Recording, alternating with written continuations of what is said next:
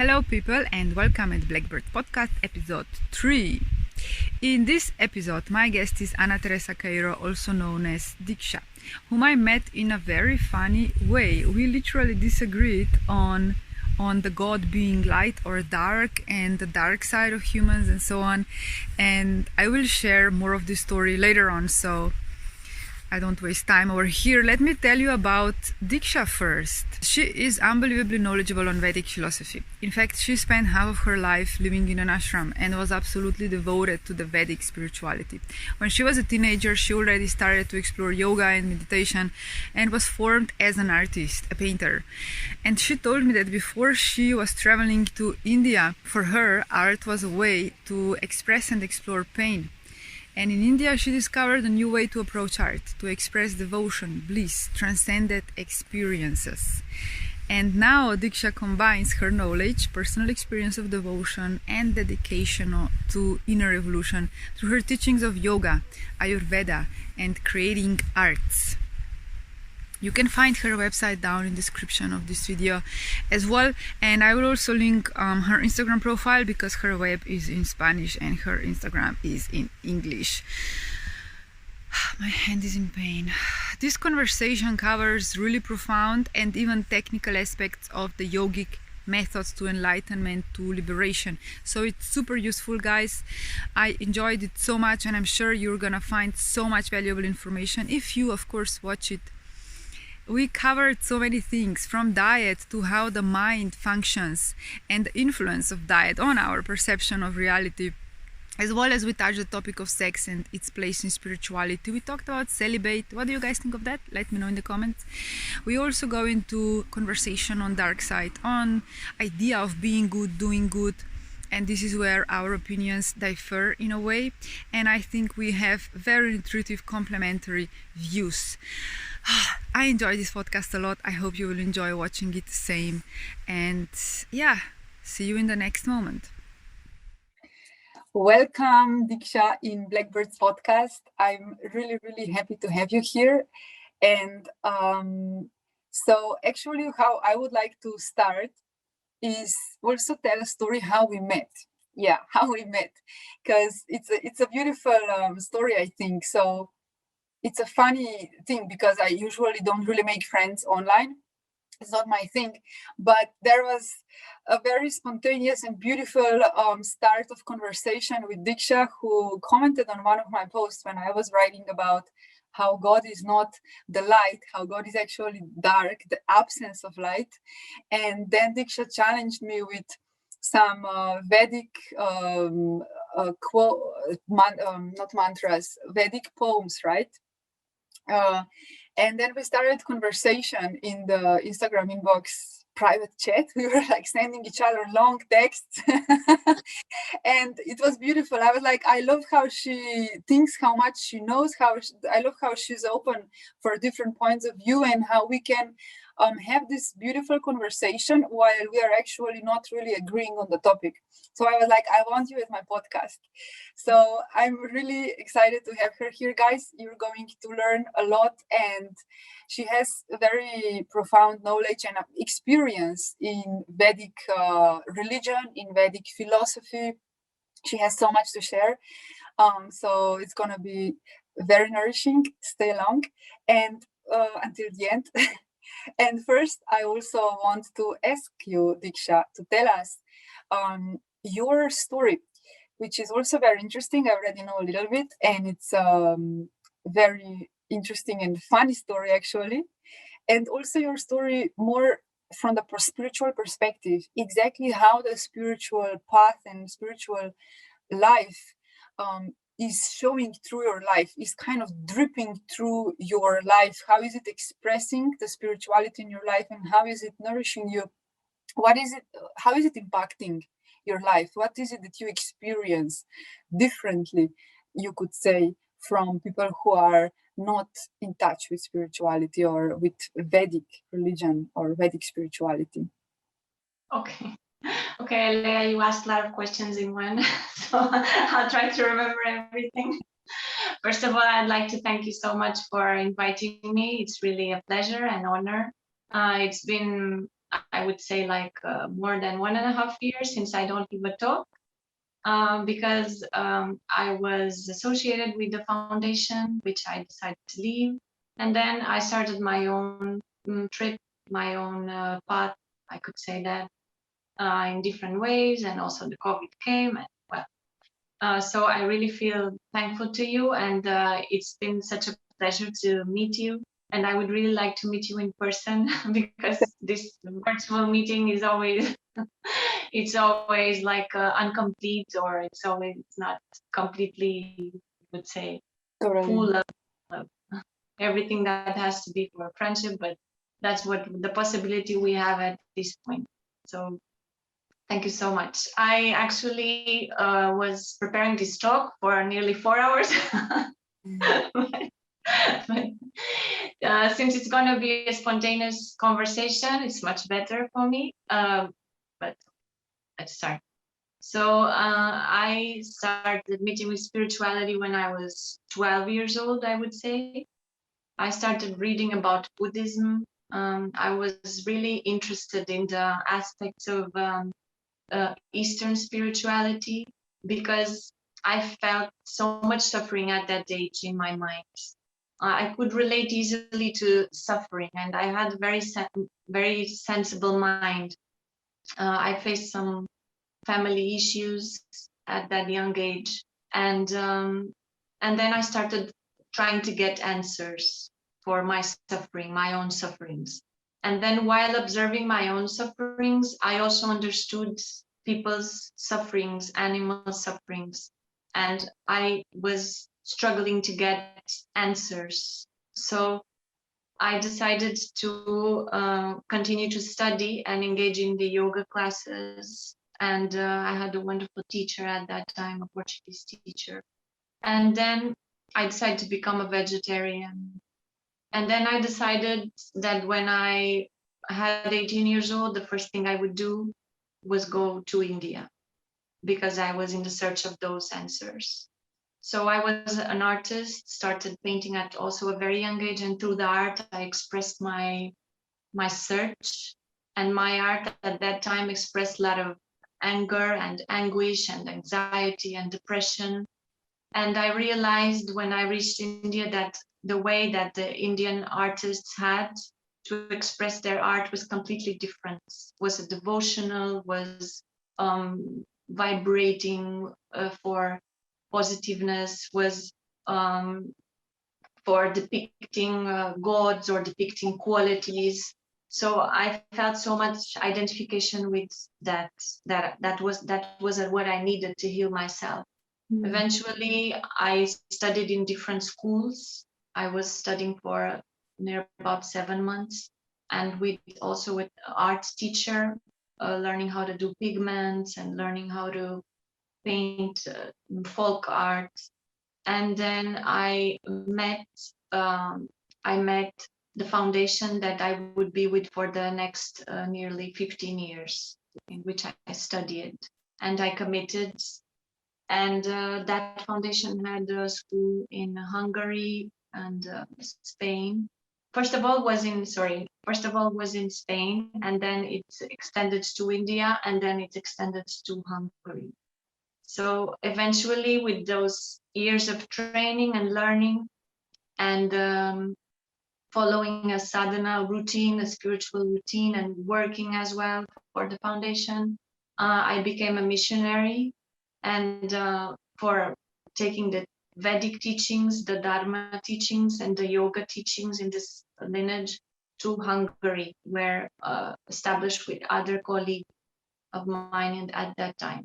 So there were a lot of things that happened and many things that I could learn, mainly related with traditional yoga and with Vedanta, Vedic philosophy, and with Ayurveda, mainly related with these areas.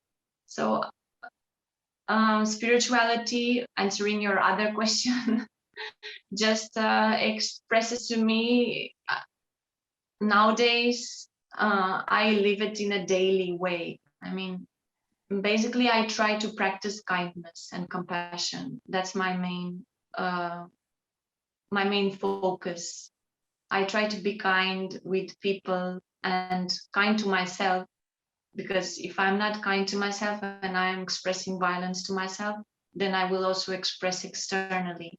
Kind to animals, all animals, kind to the objects, and try to understand this bondage of suffering, and try to release from this bondage, because this is a samsara bondage which comes through our mind, and we nourish these sufferings by wrong thinking processes.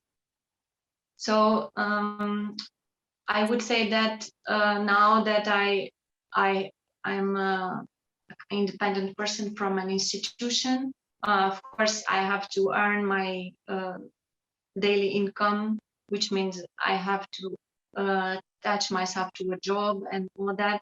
But I try to engage my activity always in a spiritual way, not having a job, for example, that I consider unethical or that causes suffering, by praying,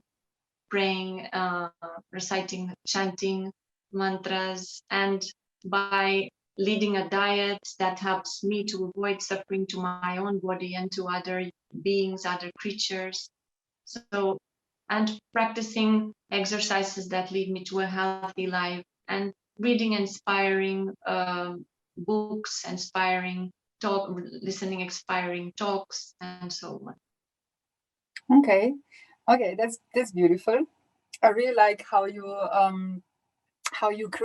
represented it so structured and so clear, because sometimes I see people on social media saying, can we even define spirituality, or I don't know even what is spiritual, like it's enlightened to say that you don't know what is spiritual. It's something very undefined. And I think that very often this is a little bit an excuse of ignorance, which kind of leads us not to seek for answers, or even laziness from discipline. Because I think in the West we don't really, we're very kind of familiar with Osho taught spirituality, and Osho is so much not about discipline. But the truth is that spirituality is, as I understand it, and as you just explained, it's so much. So the discipline is like a foundation. It's the discipline of making these choices and committing to so many things that you just expressed, to commit, right? To the diet, to be kind to yourself, to the exercise, because it is a kindness to your body as well, right? And all these things. So I think that was very beautifully structured, and I hope it's going to give a bit of a more clear guidance to some people who are wondering how to implement spirituality in your life. So now you just got so many options that you just expressed. So you don't have to go for all, but you can start with 2 or 3, right? It's something. But I want to go a bit deeper into this question and ask you how can you imagine your life not doing these things, and think about how would it be different? How does actually this structure of spirituality holds your life, like in a bit more philosophical way, in philosophical way, how can you feel that spirituality, all of those things, all of those disciplines that you do are coloring your life? So you said it's to release the bondage from suffering is kind of the goal, but maybe in a bit more, I don't know if you can, maybe it's a too open question, but I wonder if you can kind of find ways in which the subtle changes, or the subtleties of life that are different because of all of these practices. Then if you The don't what? Sorry, the what? the subtleties, sutileza. Okay, yeah. Like less tangible things, so more subtle things.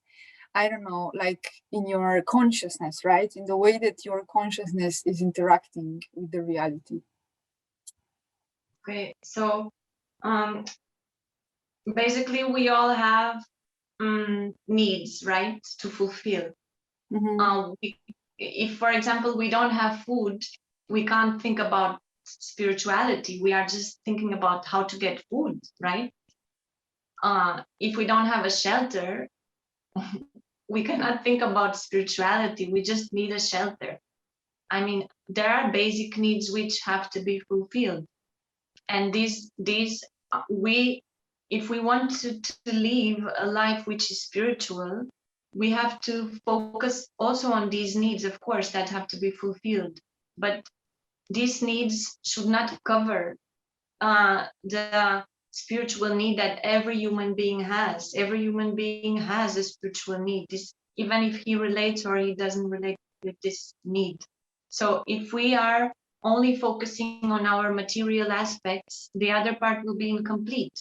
And whatever we aim to accomplish will always be incomplete. We are always unsatisfied. We will never be fulfilled by one more house or one more car or more money in our bank account. We need it, of course. Yeah. That's just like something which it will never be. We will always have desire. The desire causes bondage. The bondage causes suffering. So first of all, we have to relate always to the philosophy in order to understand our basic reality. If we don't understand this basic philosophy, I would say, which is the base of all Eastern philosophy, that bondage creates suffering, attachment creates suffering. Attachment means in a way which is corrosive, which is extreme, which is wish after wish that we want to satisfy.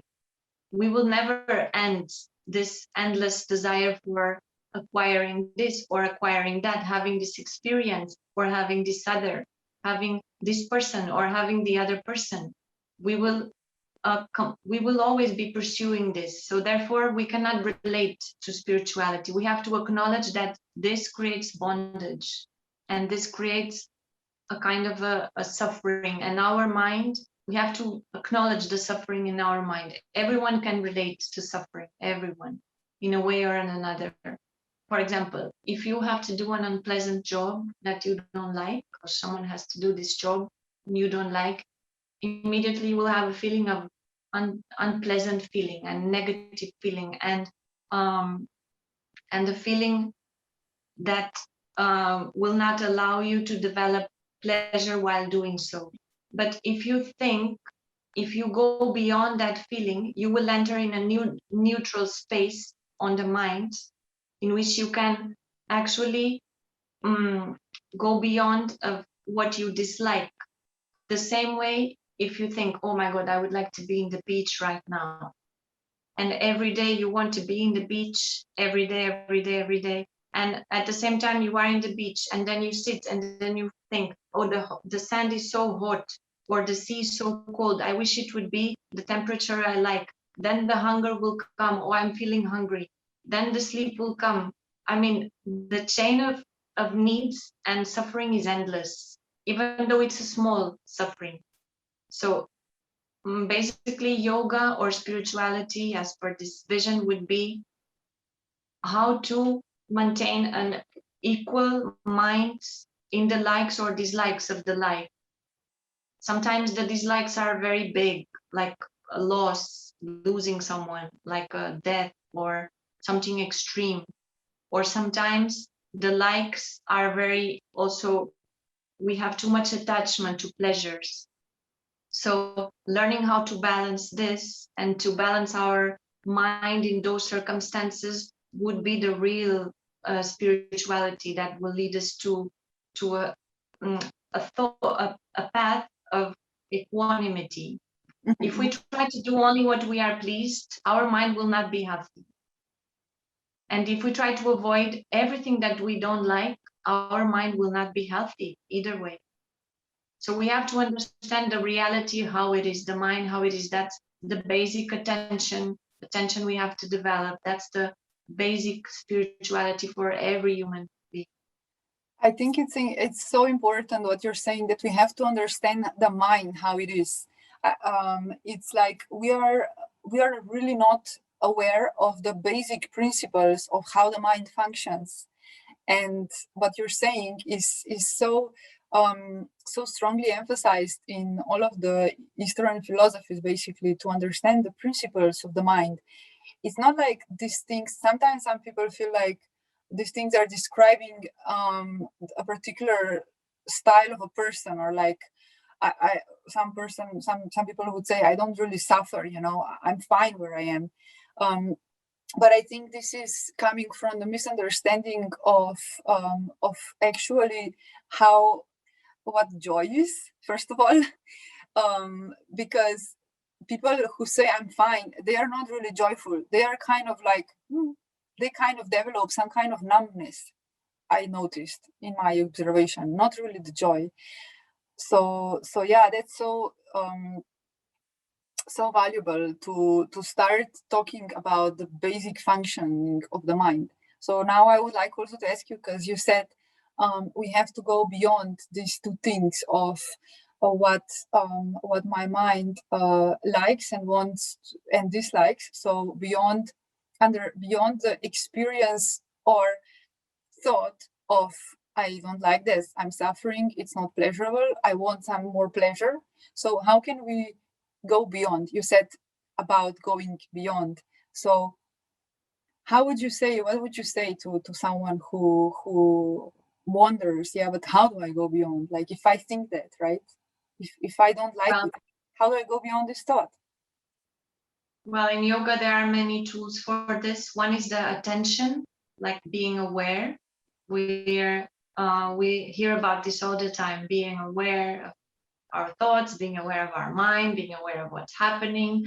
And it actually works. Like, if you are walking on the nature, don't be thinking about your job or something that you have to do, like go to shopping, or just be aware of what's happening around you. Just enjoy the light on your face, just enjoy the wind, just breathe, just enjoy that particular moment and be aware. That's it. Same way, if there is suffering in the mind, don't try to hide from it. Don't try to drink alcohol to forget about it.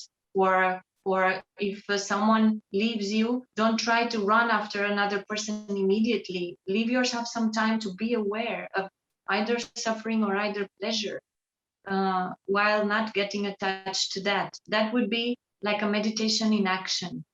While meditating in the action we are performing, if we are aware, we will develop attention. Through that continuous attention, we develop concentration.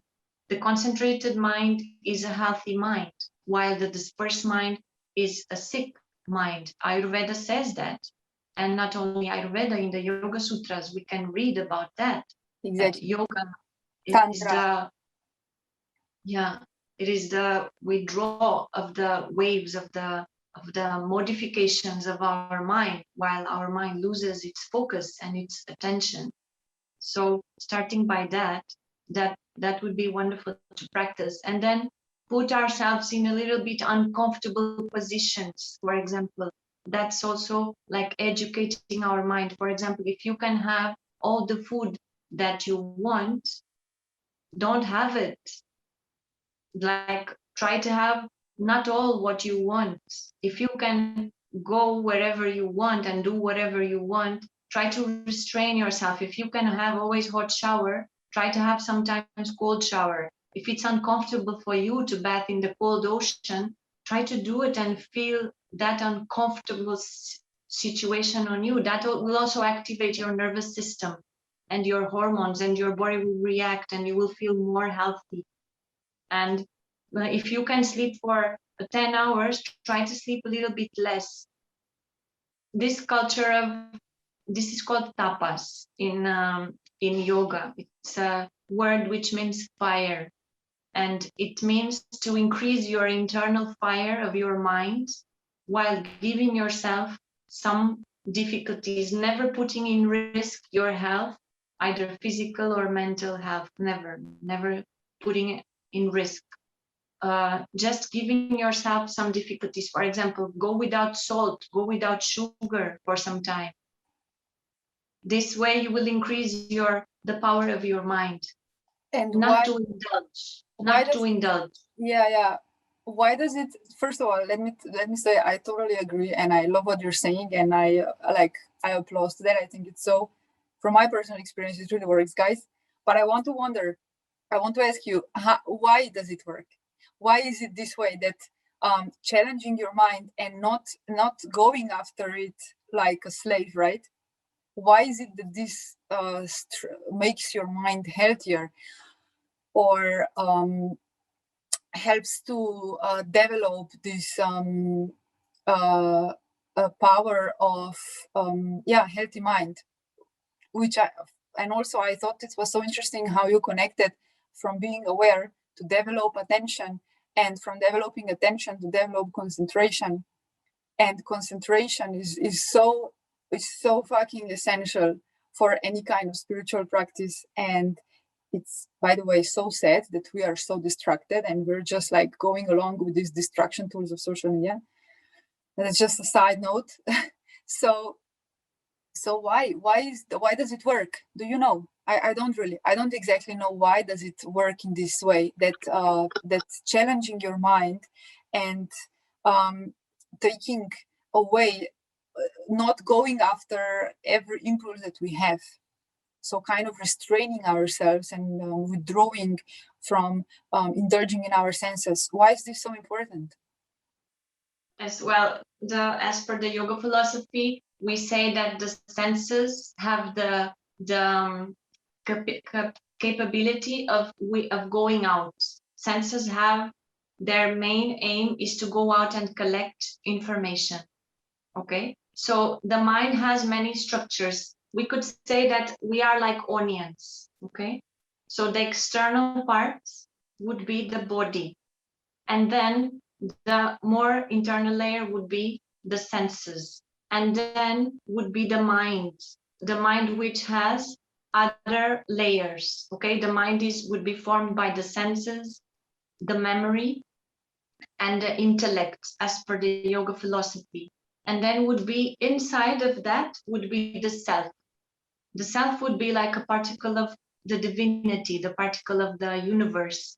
And then it starts to externalize. So the last is the body and the senses, which are very much connected by the breath. So the nature of the senses is to collect data, collect information that the mind will process through the memory. Okay? If you don't have memory, for example, if you don't know the name of this object, you cannot call the object as per the name. You will say something else. You will not call it glass. You will say, this is a container. This is a new structure for my brain. So you cannot use the memory. So we are taught that our happiness depends on externalizing our senses. It's a culture of consuming through the senses. We are taught because it's of the interest of the marketing, and it's how it has been taught always. We are not taught that happiness comes from the inner part of the mind, comes from the self.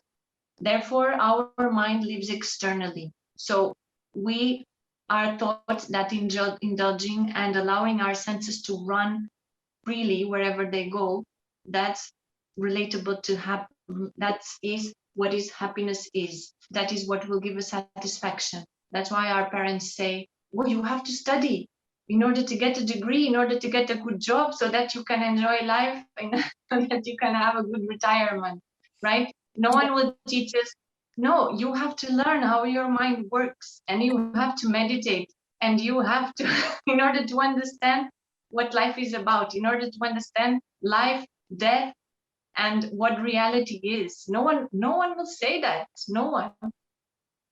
It's only about what we will get, what we will eat, where we will sleep, how we will enjoy, and what pension we will get, and how our life will end. And we do that miserable, numb, or like or just like not even surrender, just giving up, like in life. Okay, fine, I'm gonna do this. Haha, it's cool. Yeah, sarcasm comes up, and all yeah. Go on.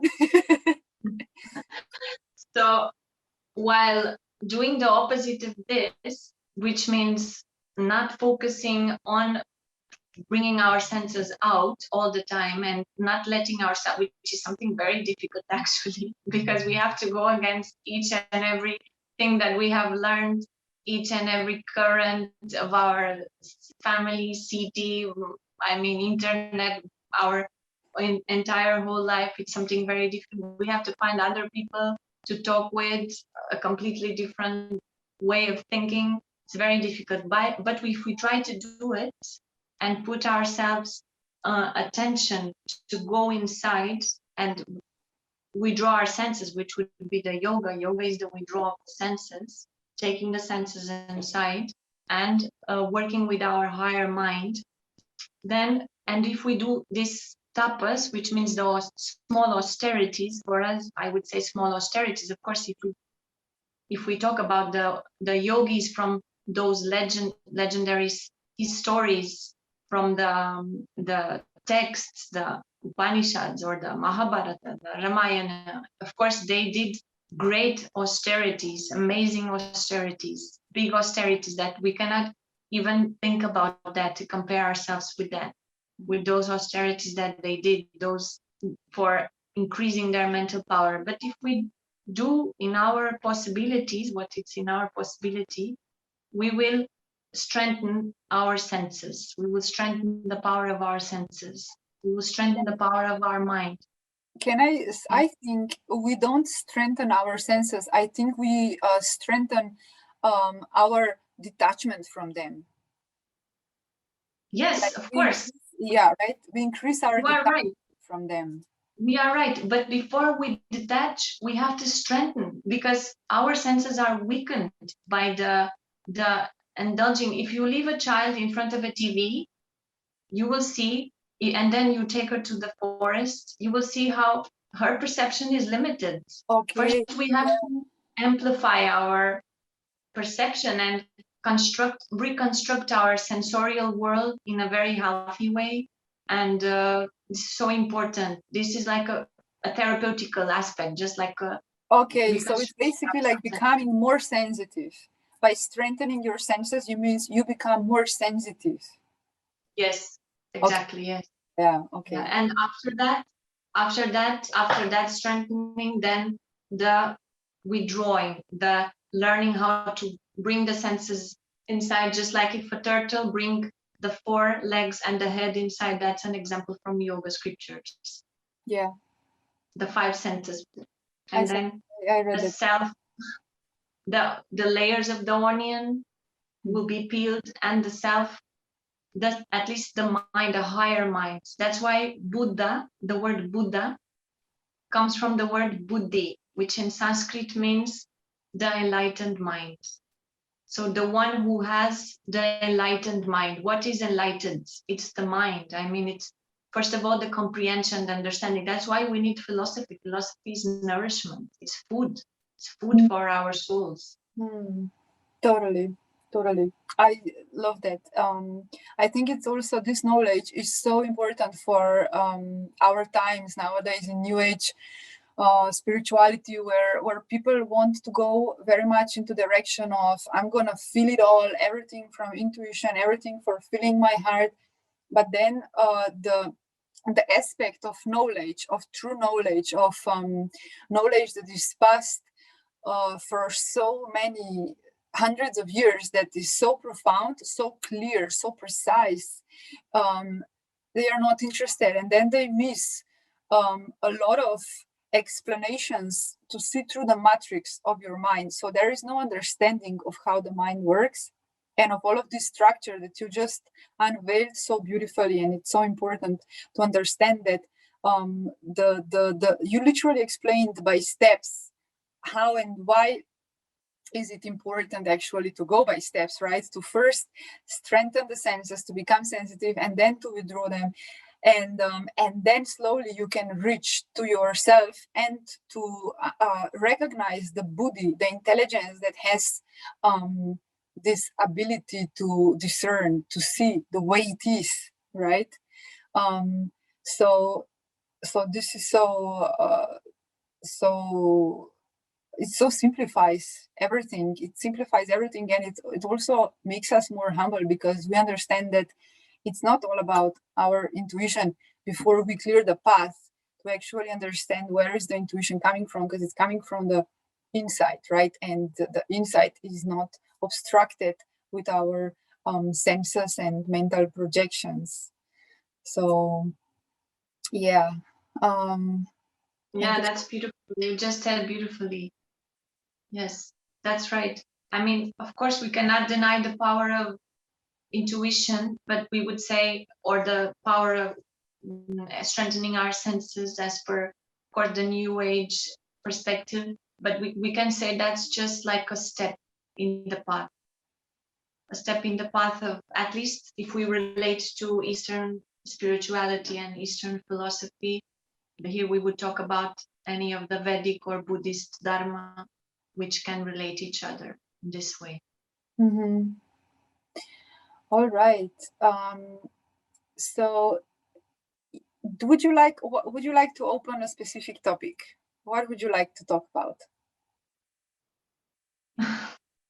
Well, if you could choose, like you said that you were preparing for 4 hours, right? And we talked about what are we going to discuss, where are we going to go before.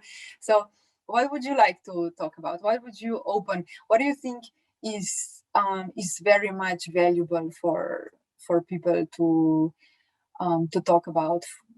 I yeah, have something that I definitely want to propose later on, but yeah, something I always like to talk, which I didn't prepare actually, but I think it's very, very important. Well, there is something which I did prepare, and we talked in a private conversation as well, which is the power of being good, actually, and of being and doing good. Do you remember we talked about this? Yeah. About the shadow, because I'm like, no, it's not about being good. I just recorded a video finally about the dark side, so I'm gonna post it after this podcast. The power of being good. Okay, bring it on, please. Yeah, sure. So I was actually thinking about that, this power of being good, and I was thinking and relating to what I've learned and my practice as well. And I would like to say that there's a difference of being thinking that one has to be good and one has to do good because of the social establishment of being good and doing good. No, basically that's how the society is established, at least in a formal way. But of course, society is very hypocritical and very fake.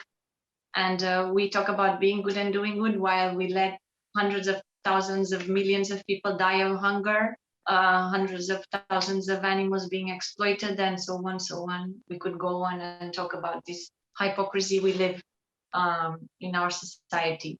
So, but there's a fear of punishment, right? We feel that we are taught that from our very childhood, the upbringing. Our mother says, "Be good, do good. Otherwise, bad, no? Otherwise, someone will come," and we are like, oh, what will happen? I will be punished, or God will punish you. No, those religious families.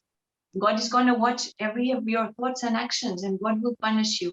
So we grew up with this punishment, with this fear of the punishment, either society, law, police, courts, right? If we don't pay the taxes, if we don't do that, if we don't do this, or either by God, the religious fear. God will punish me. I'm being watched. This is going to happen.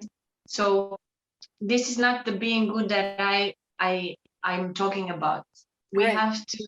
I'm sure Yeah. everyone's scared to hear that. Because being good, thinking of the punishment, of course, I will not deny that's important for some people. Some people simply cannot think in a higher spiritual way. That's a limitation. And also, there is some people that have psychopathy, which means they don't have the ability to be good. It means something in their brain, they have disease and they don't have this ability. This is there. I mean, goodness is not always there in people's hearts. If there would be no humans in this planet Earth, there would be no problem with goodness, because the animals don't have this issue. Animals fulfill their dharma in a natural way. They don't have evil or goodness or badness. If they have, they are taught by us. They are constrained. Their behavior is constrained by humans. Therefore, they can develop violence because of fear or because they were locked, or etc., etc. So this is a completely human concept, and goodness, and it's so important for developing a healthy mind, because when we do good, we feel good. It means we feel that our action is good. Therefore, we are releasing good hormones that give us happiness, and we also feel integrated. And this sense of integration, I would say, it's the basic foundation of every spirituality, the sense of integration. As per the Vedic view, we are absolutely integrated in the nature. We say that our soul is a drop of water in the ocean of souls. So in the ocean, we cannot say this is a drop, this is another drop. We just see the ocean. The same way we say that the individual self is completely merged with the universal self. So therefore, how can I do wrong, or how can I behave in a wrong way to what is my own self? Therefore, when we think I'm committing an aggression, it's to my own self, always, always. Therefore, if I do that, I will always relate to suffering. There is no happiness if there is a wrong action, never, because the wrong action will prejudice first my own self. And if we think about the Bhagavad Gita, which is a text, very important text, it describes perfectly on one chapter, which is the 16th chapter. If you guys want to read after, you can find on internet, which describes perfectly the difference between human beings and how we have to cultivate what's called the sattvic mind, which is called a clear and pure mind, because otherwise the tamasic mind, or the rajasic mind, the mind which is tamed with aggressiveness, will control us, will control ourselves, and ourself will identify with it, and therefore we cannot create that separation. And the same thing with the tamasic mind, the mind which is obscure, the mind which is dark, and we are therefore bound to generate more sufferings to ourselves and to others. So the identification of others are me, and I am others. I am the self, and the self is in me. So I am the self means I am merged with the self. I am merged with this dog, with this person, with this beggar, with this man who is walking here, or with everyone which is around me, with my family, not only with my family, with this universe, which is my own house. That's why there's a beautiful sentence in the Vedas that says, Vasudeva Kutumbakam, which means all the universe is my own home. All the universe is my own dwelling place. I belong to the universe. Therefore, if we avoid as much suffering we avoid to generate to creatures, for example, avoiding to have a non-vegetarian food, avoid killing animals for eating, we will avoid extreme amounts of suffering for those animals. There's the Sanskrit word for meat. It's this Sanskrit is mamsa. Mamsa means him to you.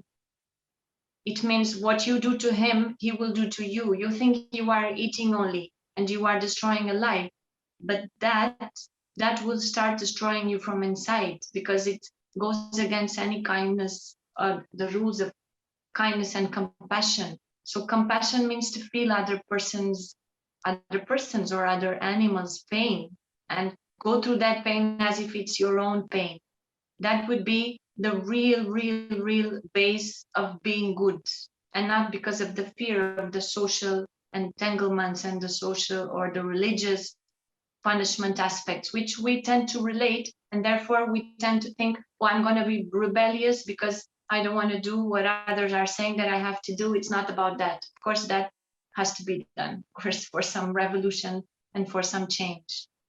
But to feel the pain of others and to relate to their suffering and to avoid cause as much damage as possible. Of course, we live and we are causing damage. Even the smallest action has consequences for nature from us.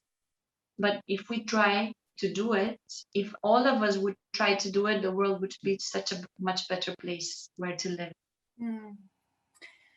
All right. Wow. I have few perspectives on that.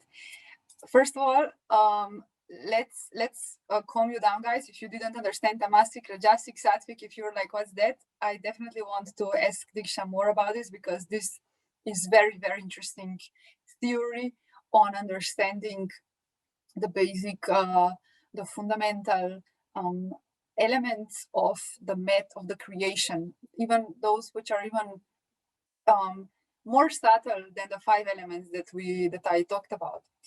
But that aside, for leaving this for later, I want to talk more about good and dark side and all this, because it's something that I think is often very poorly understood, and maybe even bringing sometimes, in my perspective, this is where me and Diksha actually started our conversation. So in my perspective, I think that sometimes it's causing less good than good, because we, as you said, some people have, you said few things, right? You said we are like drops in the ocean, and the ocean is everything. It's even the psychopaths, those that don't have a good heart, and those that have the heart of saint, right? So if we are drops of this ocean, it means that we carry the ocean in us. So no matter how much saint we consider ourselves to be, we carry in ourselves the seed, as tiny as it can be, but the seed of any psychopath that exists over there. And this is what, for me, it was so intriguing to understand when I was reading Jung writing about the dark side and the shadow work, when he was emphasizing the issue of the Westerns trying to adopt the yogic philosophies without really understanding what we Westerns are carrying with us, right? And that's how he developed these archetypes and the collective unconscious. So this is too complex to bring over here now. But what I want to say is that I do believe in the concept, or the philosophy of being good and doing good stuff and doing kindness, and it's like it makes so much sense, right? It makes so much sense in the world, but it makes less sense, but it is equally true, to recognize that we are not just good, to recognize that and accept that, because from there is where we develop this true compassion, because we recognize in ourselves that seed of, fuck man, there's something rotten inside of me. And when we accept that, wow, the compassion that is born from that is immense, and is true, is real compassion. Is like that real compassion for my fucking self that is having these strange things, or is not even that crazy strange. It's just something I don't consider good, but I have to develop compassion for it. So it's like this, right? To develop this compassion and kindness for myself, it's a great work, a great possibility to do that by working with our dark side and accepting it, and not just forcing or placing rules for ourselves to be good, to do good, but rather exploring first, I guess. I think, and also when I was reading Jung, he was writing about this a lot. The path of integration, right? To be to integrity is such an important aspect of spirituality. You also said that, and to be integrated is to embrace our dark side, and to embrace that we are not just good and we're not just bad. And this is where the true compassion and elevated spiritual transcended good is not even good or bad anymore. Is the good that is transcending the dualism of good and bad. And I think for sure some people need this kind of rules and structure of do good, be good, but I think it's a stage. like you were saying before, it's a stage on the process, and then at some point we have to drop this as well, and we have to trust ourselves, trust ourselves enough. I don't need rules to be good. I'm good by my name. I don't need rules. I'm good wherever I am. Whoever I am, I'm good. It's like a trust in your own humanity. But people are afraid of their own humanity because they don't know it, because they look away. There's shadow, there's dark, I look away. So there's this fear. So that's why we go for rules. So I just wanted to elaborate this a little bit, because I think this is a subject that is never too much discussed. I think we should talk about it more, and we're going to clarify and bring so much solutions to the table just by bringing it up and talking about it. Yeah, right? I can understand perfectly what you are saying. Yes, and it's actually important to recognize our dark sides. Of course, we do have dark sides, and everyone has, unless person is very saintly and enlightened. In that case, that person would not have dark sides. I do believe there would be such kind of human beings. I think it's because it's a human aspect. It's like human has dark side, same as there's Kali, same as there's Shiva, who was hanging out with demons. It's like I think dark side is an essential aspect of nature. It's there's why there's the space. There's so much more dark in the space as there is light. The dark matter, the dark space is infinite. Light, it's there light, there is light, but it's not overruling. It's an essential aspect. It's just that I think it's us who is distorting the dark. Yeah. Yes, because actually, if you think about the meditation on the dark space of the mind, Chidakasha, it's meditation on the complete dark. And but here, I think here you are mixing two aspects: the metaphysical aspect of darkness and light, and behavior or mental negative aspect of I see them as symbols. I see that it's kind of correlated, I understand. Of course, we do have miseries. I would call those miseries, like miseries in our mind. But as per yoga, yoga is all about trying to actually, it says, eradicate those miseries of mind and try to generate a connection, try to enlighten our thoughts. So we do have, but we have to acknowledge it, but we should not swim on it. Like, you understand what I'm saying? Yeah. Like stay there, like victimize ourselves there. That's the worst that we can do, the power of the victimization. Like, many people live on the complete victimization. They are victim of their own thoughts.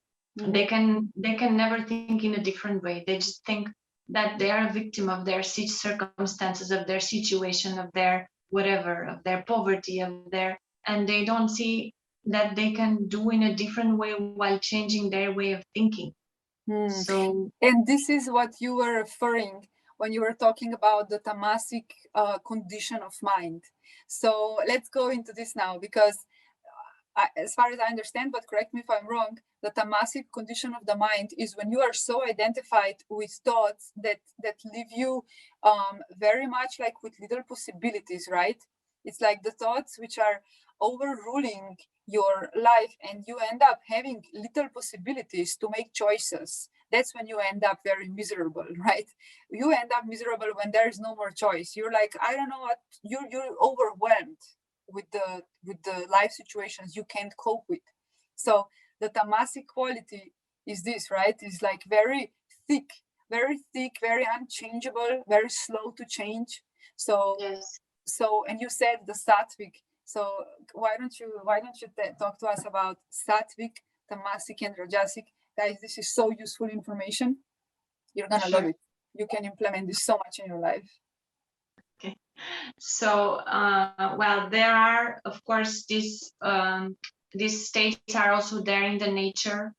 For example, during the day, of course, we have a peak of sattvic and a peak of tamasic and a peak of rajasic. The tamasic would be the night, for example, and the sattvic would be the dawn when the sun is coming out. That's why we say that we have to meditate at that time, because it's more sattvic. And rajasic would be when the sun is higher, there's energy in the nature. Same way in the 4 seasons we have, the winter would be the tamasic, spring would be the sattvic, the summer would be the rajasic, and then again the autumn enters into the tamasic state. The same way the phases of life, our life also goes in that way. The same way we can relate to each and everything, even to our thoughts and our actions. So we cannot say each state is negative. We cannot say tamasic is completely negative, because the night is necessary, the sleep is necessary, the inaction is necessary. It's necessary for nature, it's necessary for mind, it's necessary for the normal development. And rajasic is also necessary. Sometimes action is needed, and sometimes extreme action. Sometimes someone is drawing in the ocean. If a person doesn't have a good ability for run and swim fast in a rajasic state of mind, the other person cannot be saved. So, and then there is the sattvic, which would be the complete balance. But in extremes, when we talk about this in extremes, it's when it becomes unhealthy and when it becomes adharmic. Adharmic would be the opposite of dharmic. So if we think about tamasic, that would be dual, lazy, negative, depressive. That would be self-harm, for example, like suicide, or any state of mind that leads to depression, inaction, inability, would be a tamasic state of mind, would be a tamasic existence. And when we talk about rajasic, we would talk about a strong will of achievement. If it's tamed with sattvic qualities, then it would be a positive achievement. Of course, there are people working for doing such a great things. They have the rajasic energy, but it's tamed with sattvic purposes. But if it's stained with negative purposes, like extortion or earning money, exploiting others, so that would be tamed with tamasic, would be a rajasic action, which will lead to a tamasic end. You understand? So not everything would be so strictly clear, but the rajasic would also be someone willing to achieve by any means something, could use tamasic means or could use sattvic means for doing so. But it's the world of action, it's the world of conquering, it's the world of someone who has leadership qualities, someone who can lead others, someone who can change things. The rajasic is the action, but also in a negative point of view, it's we would say the instability of the mind, the extreme changes would be the selfishness, the extreme desires, the extreme wishes for getting something at the cost of whatever, no matter what. And sattvic, if we talk about sattvic, we talk about activities which will not cause self-harm or harm to others, which will be fulfilling, which will be healthy, which will cause peace, which will give peace, which will give inner nourishment, which will bring calm, which will be equanimous. These kind of activities, we can read about all of this in the Bhagavad Gita. It's perfectly described. The 3 gunas, the three manifestations of the energy is perfectly described. And these 3 manifestations of the energy, there are certain obviously yoga and pranayama, you are kind of working towards learning to use them right? Because all of the 3 are needed in this reality, because tamasic is everything that is, well, in the most obvious term, is everything that is material, right? The material reality is tamasic in nature, right? And then the rajasic is what is the fire, the movement, everything that is kind of less activity, and more on the subtle version that we go, more it's the sattva is present, right? This is a little bit. Yes. How I understand. Sattvic would be the balance, would be the equanimity, the calm, the peace. Also more less tangible things, right? If we, I read, I don't know exactly from who I was learning this, but that the mind, I think it was Robert Svoboda. Do you know Robert Svoboda? It's Dr. Yes. Robert Svoboda. He's the Vedic teacher, yeah. So he was saying that in a more obvious level, we can break it down like that, like that the mind is already sattvic, but then of course, when you break it down more subtle version, then you know that there are certain versions of mind when it's more tamasic. Exactly. But comparing to the matter, comparing to the chair, or comparing to the body, mind is more sattvic because it's more subtle, because it's less tangible. Exactly. It's less material. Yes. So if and in yoga and pranayama, right, or even with obviously with Ayurveda, are we learning to work with these energies in the most optimal way? Are we learning to use them, to use tamasic energies in the correct way, to use sattvic, to use rajasic, so to basically learn how to work with them, right? Yes. First of all, for a good hatha yoga practice, we have to remove all the dullness from our bodies and minds. For example, if someone comes and this person is lazy to move and he has excess body weight or something, we would say, okay, we need to give some rajasic energy to this person in order to remove the tamasic. First, give rajasic energy to remove the tamas from his mind and body. And then after that, we will input some sattvic exercises, some sattvic pranayama, some meditation. If someone comes and he's very dull, very lazy, sleepy, if you put that person to meditate right away, he will just feel to fall asleep. He will go from tamas to more tamas. So that's so important. See, that's what I meant, guys. When you like understand the world from this perspective, it's so fucking useful. It's like, if I'm already, why do I always, it's so common. People say, I always fall asleep when I meditate. Like it's a very common thing that people say. It's because of that, because you try to implement the right thing at the wrong moment, right? And that's what is about understanding the reality. So you understand why do you fall asleep? You need first some rajasic fueled action, something that is going to break down the tamas, so you can start walking towards sattvic, which is the equanimity, right, from the meditation. In that case, if someone is falling asleep, that could have different causes. One of the causes could be that the person before needs some rajasic energy and then sattvic practices like meditation.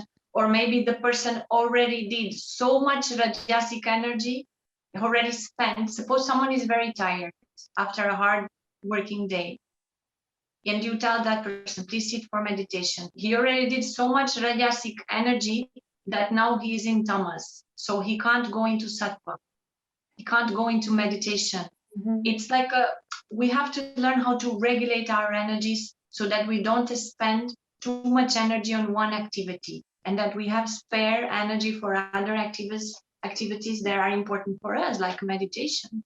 If we use all our energy for our work, what's left of our life, of our when we want to actually dedicate for any of our spiritual practices, we are dedicating all our energy to some other rajasic activity. So there are different aspects for which we could think about that. But for example, in a yoga practice, some practices, tamasic practice, are much needed for people that are very tired from their activities. For example, if we practice yoga nidra, they will recover their energy in that apparently tamasic sattvic activity they will recover their energy from their rajasic daily activity, and then they will feel more rested, more sattvic, and then they can meditate.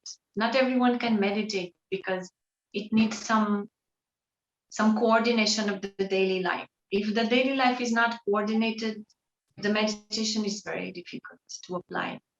Mhm. I mean, it needs a whole set of actions in order to be able to sit for meditation. Mhm. What would you recommend? How can you implement this knowledge, or how can one observe what state? Um, so there are those more obvious reasons that you explained in the beginning about tamasic, rajasic, and sattvic, and now you also said about, so there's already something, right? So you can roll back and you can listen again to recap. And then knowing all of these aspects of rajasic and tamasic and sattvic, so you can understand better and recognize it better in your life. And then how would you then coordinate your day better to really create a moment for the meditation that is profitable or fruitful? I want to read something from the Bhagavad Gita if we have time. Yeah, go ahead. Something I consider very much important, it's the food that we take. Food will be rajasic, tamasic, or sattvic, no doubt, and will create a mental state. The people we deal with, people we live with, that's also so important. They will contribute in creating us a mental state or other mental state. The job we have, of course, the job can be a very tiring job, very stressful job. Maybe we can think about changing job to a more peaceful job. We can think, oh, it's not possible, I can't. Of course, it's possible. Everything is possible as long as you wish. You wish to. When you say it's not possible, it's because you are trapped in the tamasic energy. When you don't see solution, when you don't see possibility, it's like the tamas is like clouding your head. I That's yeah, absolutely true.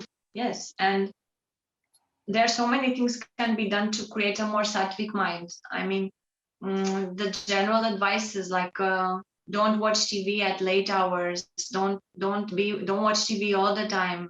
Try to avoid the social media. Live your own life. I mean, try to breathe. Try to go outside, walk. Try to go to nature as much as possible.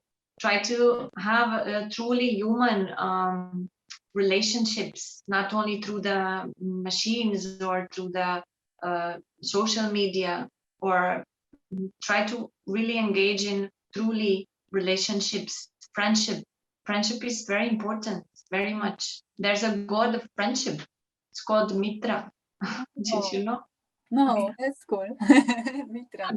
This concept gave origin to a god called Mitra, which was the god of the Parsi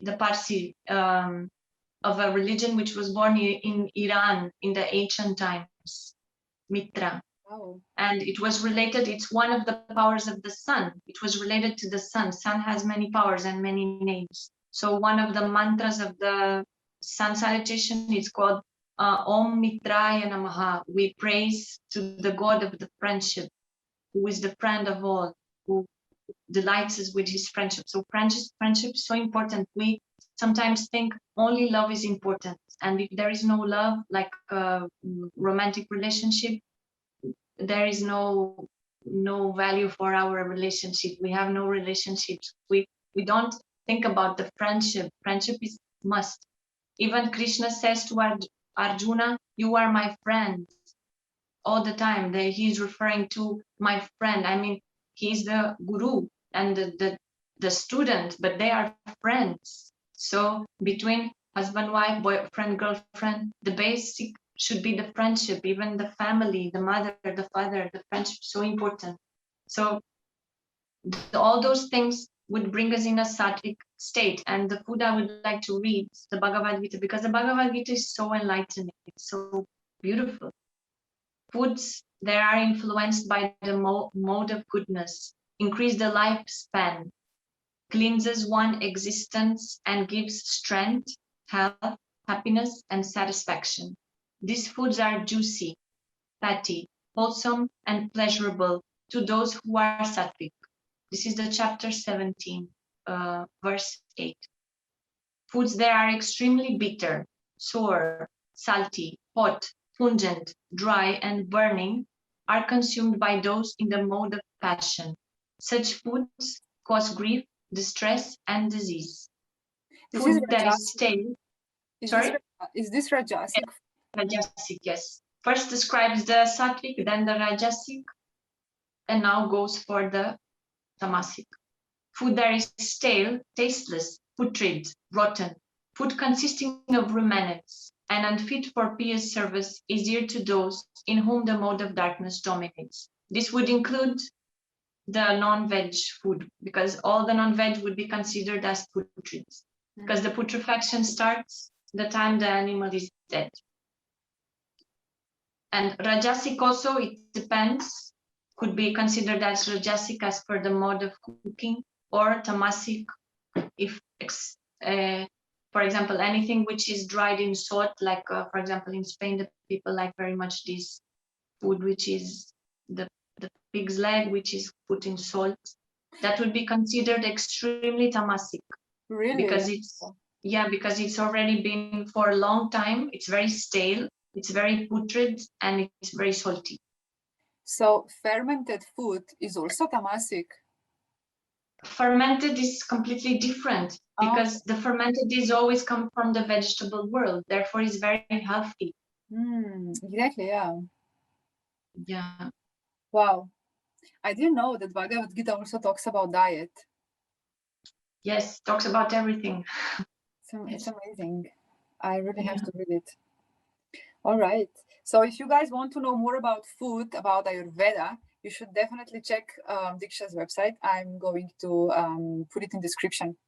And you can click on it because she talks about Ayurveda and yoga, and she knows a lot about these things. And Ayurveda is amazing. Like, I love it every year more. It's like so helpful, and it's so true, right? How powerful influence food has on us.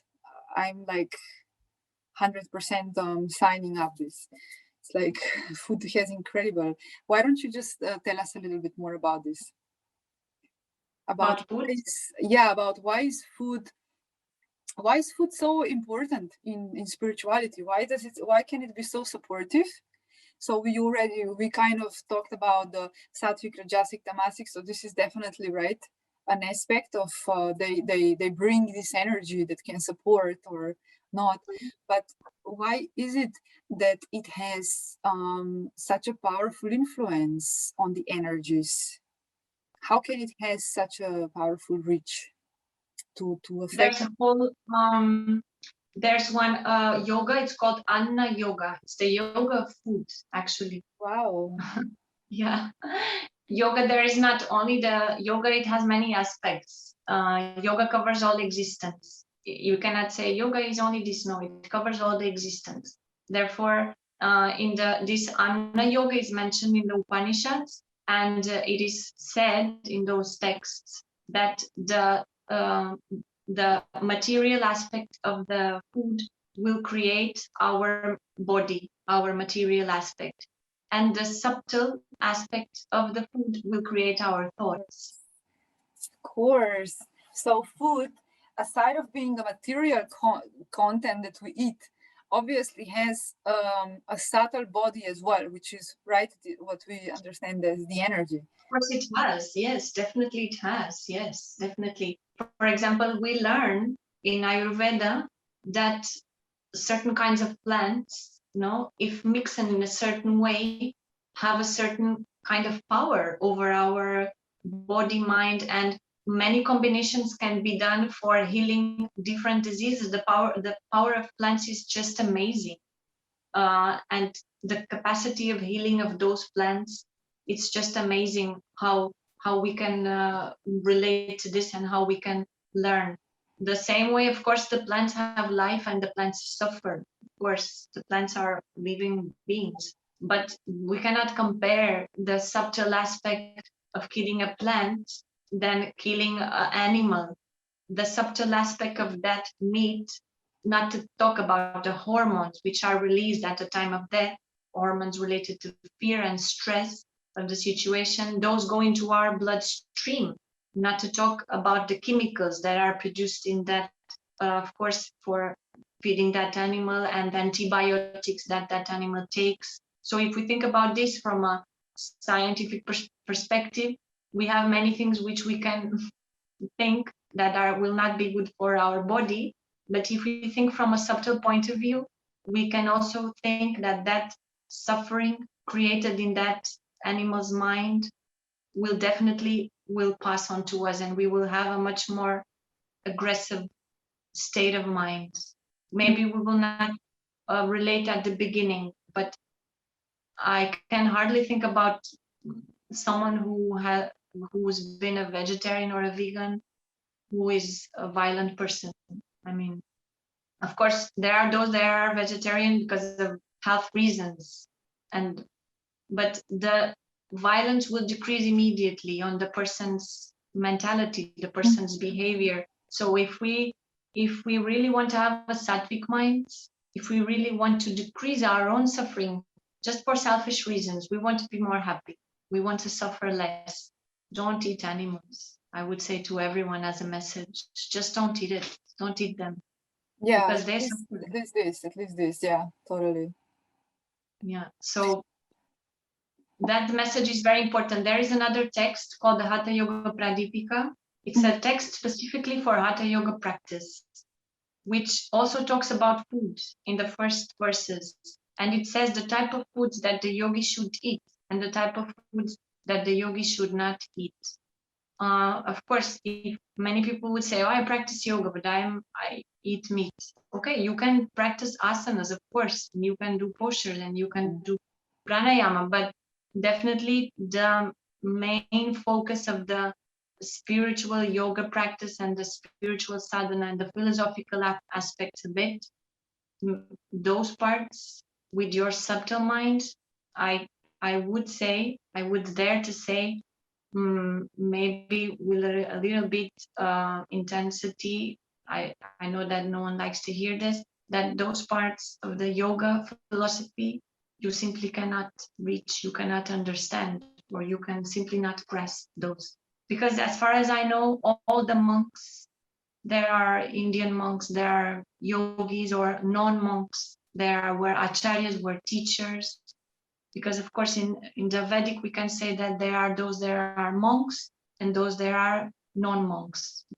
They are both aspects as for yogis. All of them, all the so-called priests or yogis, they would follow a vegetarian diet because veganism is kind of a recent thing, right?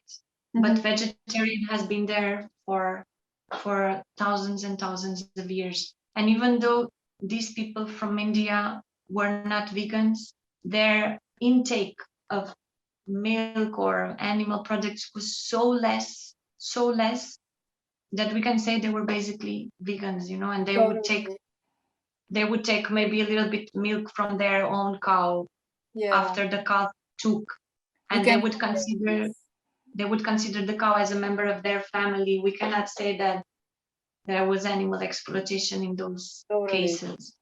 I totally support veganism, but at the same time, I'm not a vegan, and I buy cottage cheese from local farmers that I know how they treat, their animals. I think that it's this, like, I don't think supporting local farmers and at the same time knowing how they live, coexist with the animals in the loving way and in the compassionate way. I think here it's not a place for ideology, it's a place for common sense and for a wide picture. And Ayurveda has this huge tradition in milk and ghee, and I know I have read how much of a profound health benefits has, that I don't think it's place for enforcing ideology of, no, I'm not gonna eat ghee just because it's milk because I'm a vegan. I think this is like avidya, it's ignorance. It's a choice of ignorance. It's not a choice of going for a wider picture and knowing where exactly your understanding comes and supporting that understanding with discernment, you know. And discernment helps us to distinguish between ideology and true knowledge. Mhm. So we have a little bit of time left, and I would like to talk about sex. let's bring some spicy topic in towards the end of this podcast, so we engage you guys, because I know you want to know about this. It's like, what's with sex and spirituality? What is the place for sexual energy and spirituality? We talked about energies, and sexual energy is such a potent energy. It has such a strong place in our world, in our culture, in our lives, in our evolution, in everything. So let's see what you have to tell us about this from the perspective of all of the knowledge that you gathered. Okay, so as per a dharmic perspective, there are four aspects of one's life to be fulfilled. So there is dharma, which we already talked about, but dharma in a general sense, we could say that's the duty for. There is a dharma which is a general dharma for the universe, for example, for the ocean, for the trees, for the animals, for the plants, for everything which exists. It has its own dharma, which if we interfere on it, it will reestablish by itself. And we are observing this. We are observing how we are try to managing the nature, and how the nature goes against us, right? By creating a virus, by creating storms, by creating whatever it's creating at this moment, which is a very critical moment of our history. So either the virus is human creation or nature created, we don't know that, but we know that even the nature creations we are facing this. Just now in Canada, 49 degrees, many people died. Canada, a place where there is lots of snow, almost 200 people died due to this problems we are facing, the climate change and everything we are facing at these times. So then there is an individual dharma, which is to fulfill one's duties, which goes beyond one's desires, and which goes beyond one's like we could say selfish aims or desires which are associated with our senses, like we already discussed this today. So all of us have some kind of dharma, which is a higher dharma, and once we identify this dharma, our existence becomes so much more happy and so much more fulfilled. And this dharma is always in relation with others, and always in relation with that goodness and compassion that we talked about, since we cannot fulfill our dharma in an individual way, forgetting that we are a drop in the ocean. And then there is artha. Artha is the aspect of life which is giving us the material existence. We need food, clothes, accommodation, we need medical care, everything to support our existence. If that aspect is not covered, we can't absolutely develop any other aspect of our existence. So that's important. It's like pursuing the material aims, no? Yeah, that which sustains our material life. Okay. Even for spirituality, we need that much. For example, if a monk decides to become a monk, it's very difficult to be independent without an ashram where to live, or a community where to live. Or of course, there are wandering monks. Even the wandering monks, they wander and they ask for food and for shelter. I have met such people. I remember one story. I want to tell you this story to you, Leah, because it's very beautiful. There was this monk, and he had this beautiful ashram in a place called Madhya Pradesh, where there is nothing there. There is absolutely nothing. When the rainy season comes, his ashram became completely isolated and in a small island. Wow. And to reach there, you have to take a train from Delhi for 2 days, a train, and then reach a place and ask someone from the village to pick you up in another place, and then drive for 3 to 4 hours to reach his place finally, which is far away from everything. So he became sorry? You went? Yeah, I went there. Yes, I went there with another sister. And he became a wandering monk at his young age in the Himalayas. And then he started walking through India. He walked through India. And he reached a place eventually, and he liked much that village. So he sat under a tree. He just sat there for his meditation. So one day a villager came and gave him a glass of milk. And he took the milk. And each day that villager started coming there. And each day the villager gave him a glass of milk. So he told to me that for like 1 year, basically he was only eating milk and whatever the village people brought to him, a little bit rice, something, and he was staying under that tree. Of course, that place has a very good climate. There is no snow, only rainy season at the rainy season, that's it. And then another villager said, okay, I'm going to donate a piece of land to you. And then another villager came and said, okay, I'm going to donate the next piece of land to you so that you can make your place bigger. Then another villager said, okay, I'm going to donate the bricks so that you can make a small home here for you in order to shelter your place.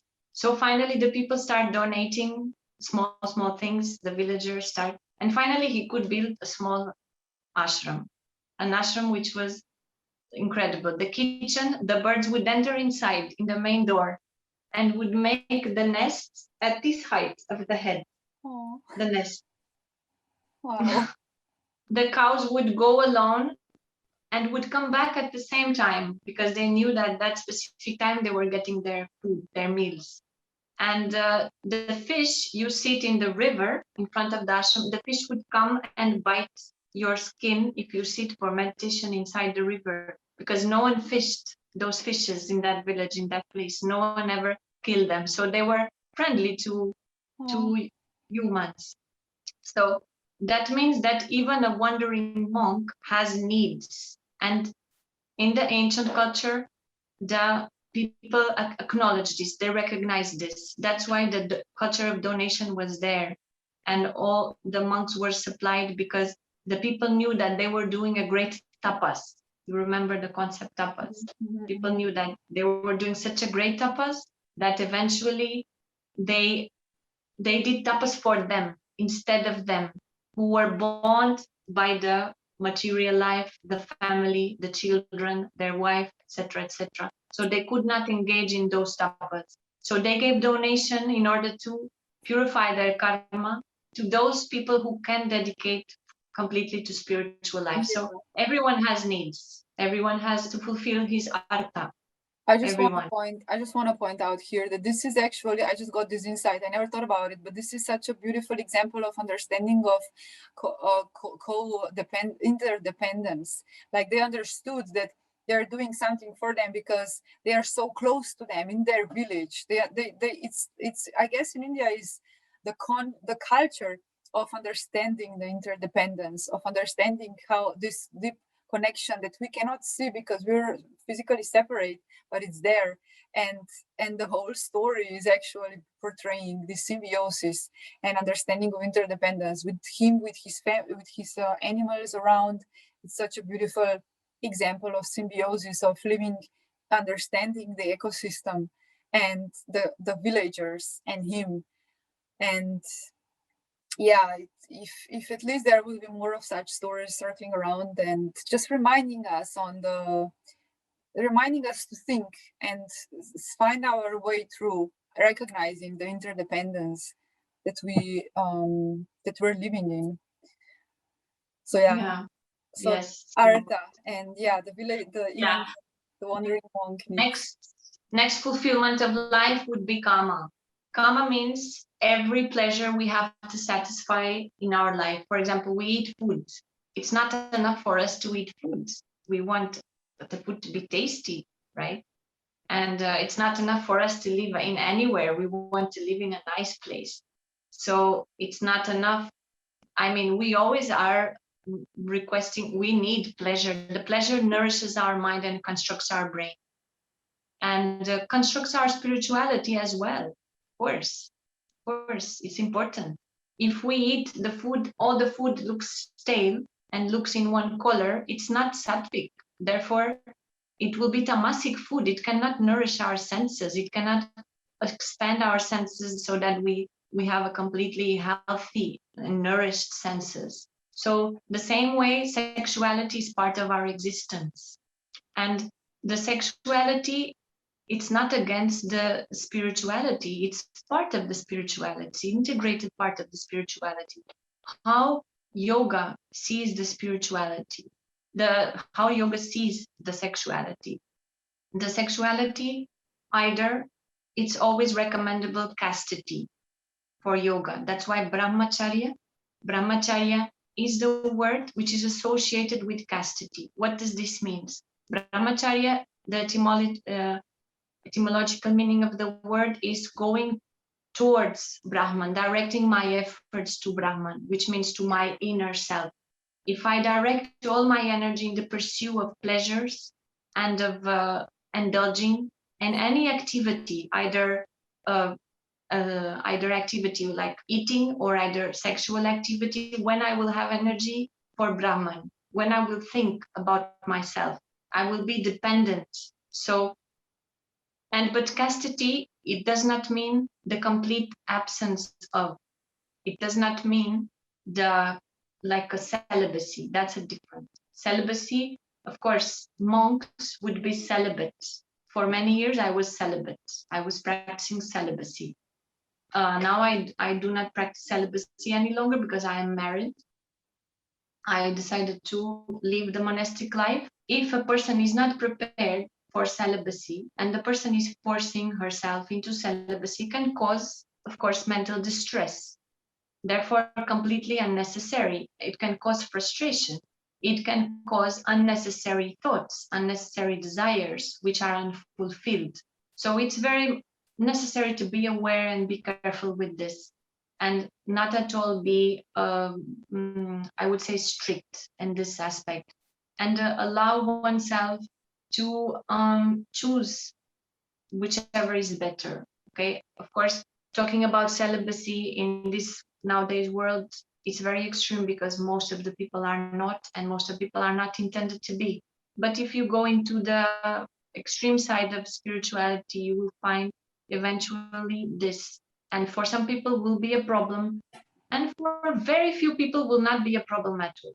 They can be completely celibate, especially for those that already had they already had sexual experience, they already had a family, so they can easily take this path in a way. So there's the middle path for yoga for everything.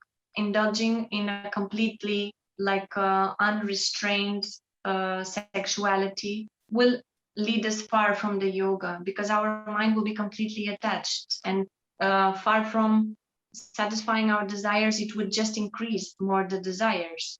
So we, as per the yoga suggestion, and as per our texts and our scriptures and the teachers as well, from where we have learned all of these teachings, we have to generate, or we have to accept a healthy sexuality, and especially see our body as the vessel of our soul, as our body is sacred. Therefore, if we see our body as sacred and our companion body as sacred as well, so in that way we will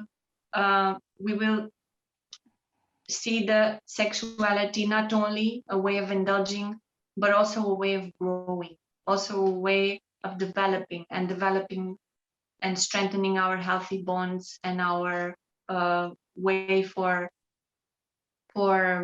growing together in a spiritual way, or for creating a family, and so on, so on. Mm-hmm. So, can you talk a bit more about sexual energy? Well, sexual energy, everyone has, every creature has, and every human has, and it's a very powerful energy. And it's a very powerful energy that we can either direct it to the mental purpose, which means some upliftment, and using that energy. For example, if we are studying, reading too much, and we are engaged in some activities, we will not think about sex, right? We will not think about sexuality. So we are using that power. While we are too much engaged in thinking about sex and whatever is related to sex, our energy will go to that, and we will not have capacity to some other thing. This is the view of yoga. It's not a moral view that it's right or wrong, that we should do or we should not do. It's basically how we direct our energies. We can use that energy for so much things. And also in yoga, we learn that there are vampires, those vampires that take your energy. Sometimes they are vampires just by coexisting with someone. It doesn't really necessarily has to be the sexual energy. Simply coexisting with someone, it can be enough for having that feeling that you are being vampirized by someone. I don't know if this verb exists, but in the same way, in the sexual aspect, this is a completely real thing. To give your energy to someone but while that person is a vampire, and losing your energy, and it goes associated with this, of course, feelings, because we cannot dissociate. We don't have that ability, or at least most of the people don't have, to completely dissociate their action with their body from their feelings. And this goes associated with a lot of mixed up feelings and emotions that we don't have absolutely control of it, and therefore it can create a lot of loss of energy on that, and it takes time to recover, sometimes years to recover from that. Therefore, it's really good. I would recommend to many people to practice the complete celibacy for some time, or the chastity. I recommend that for people as part of their, if they want to strengthen their minds, their willpower, especially their willpower. It gives much more willpower, and to choose very well, to select very well who they want to give their energy, because while doing the sexual act, all the chakras are united, and especially the women are much more have much more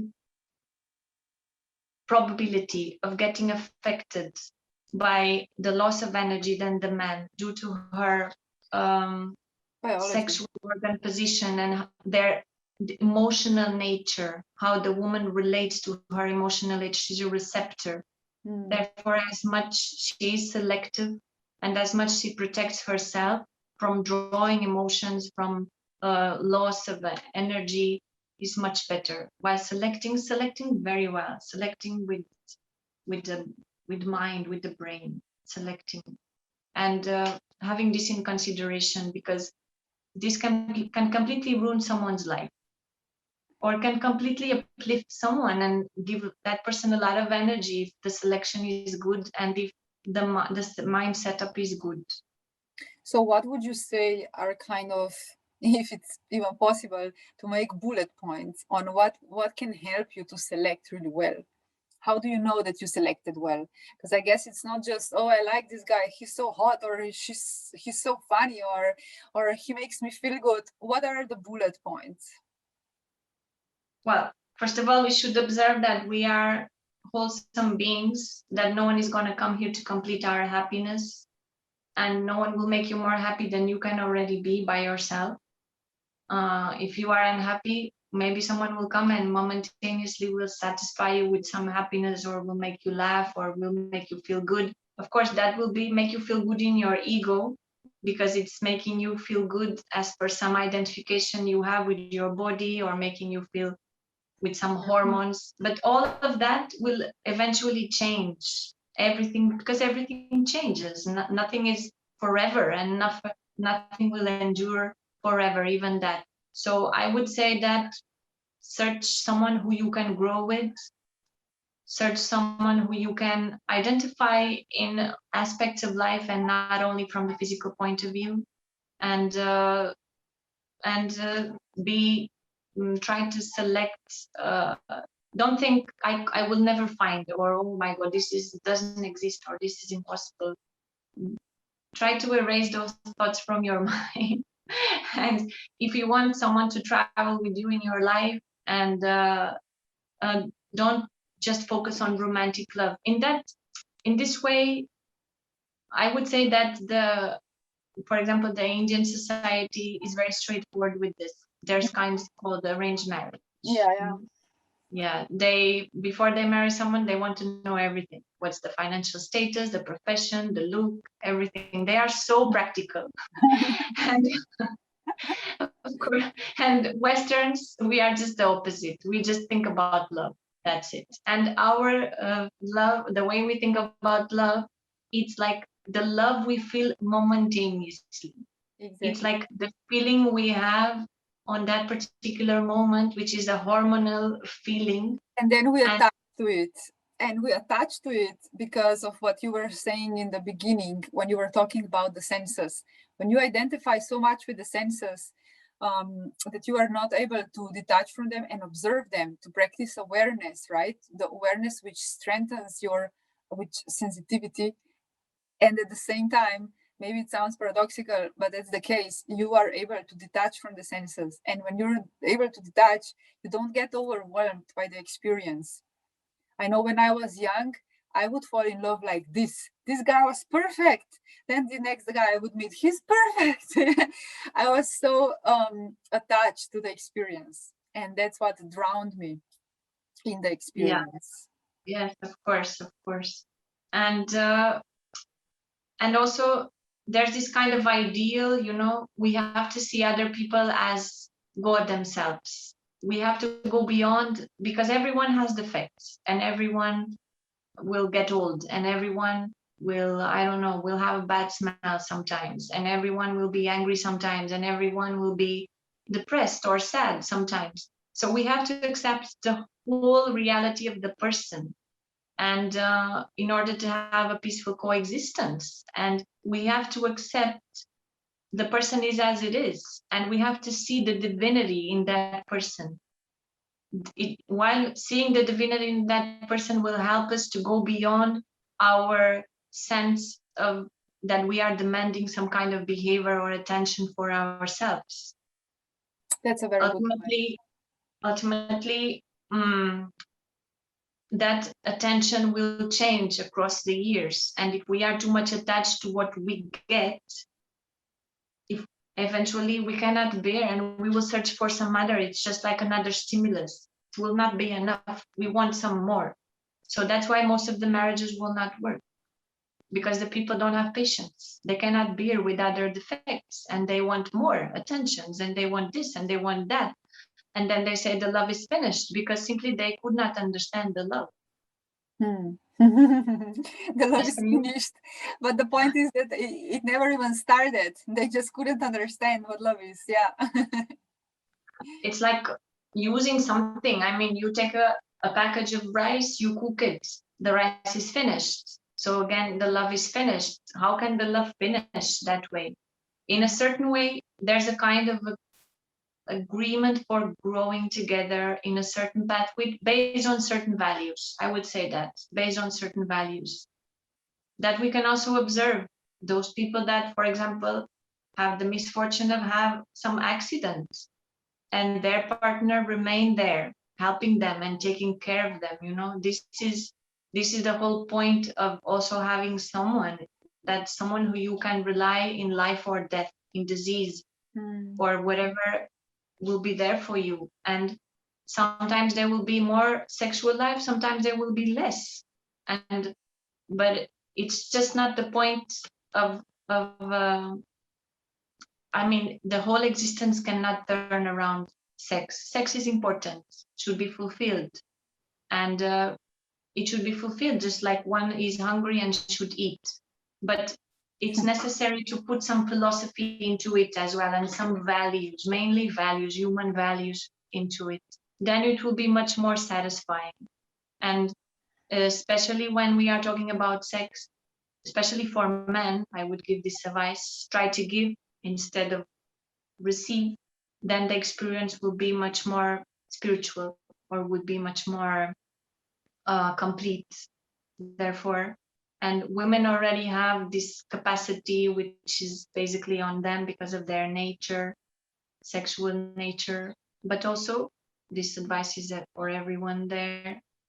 While trying to give yourself, surrender yourself, just like you would surrender yourself in the meditation, surrender yourself in your partner. So I do not advise, and I don't like, and I never practiced actually sex just because I felt someone was attractive. I don't have that experience. So I cannot advise that, on talk on that, because I simply don't have that tendency. But for those that have and want to go beyond that, that would be my advice. Try to build your values first, and from those values, go for next. So it's a very complex topic. That's why I wanted to explore it a little bit. It has so many facets and so many perspectives to approach it. All right, so let's close it here. Let me wrap this up by asking you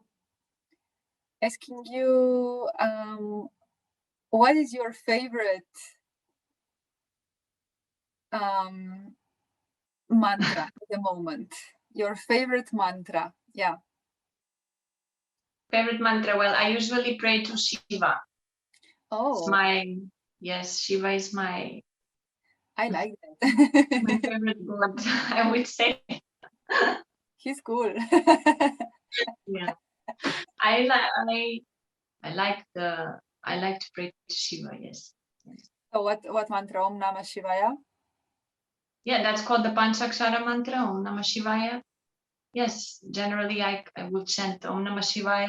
Also, I would chant to Krishna also, because Krishna, the Shiva is the god for liberation, and the god for yoga as well.